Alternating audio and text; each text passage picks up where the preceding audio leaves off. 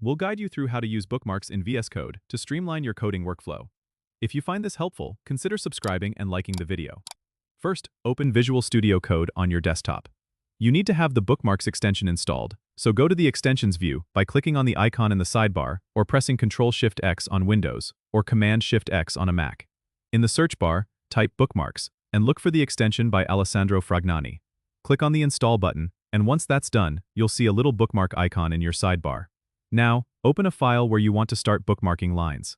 To add a bookmark, click on the line number where you want to set a bookmark. Then press Ctrl-Alt-K on Windows or Command-Option-K on a Mac. You'll see a little blue bookmark icon appear next to the line number. You can add as many bookmarks as you need across different files. To quickly navigate between bookmarks, open the command palette by pressing Ctrl-Shift-P on Windows or Command-Shift-P on a Mac and type Bookmarks List.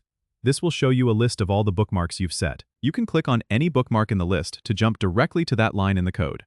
If you want to remove a bookmark, just go back to the line with the bookmark and press the same shortcut key again. This toggles the bookmark off. Using bookmarks can significantly improve your efficiency by allowing you to jump to important parts of your code without having to scroll or search. Don't forget to subscribe and comment if this helped you out.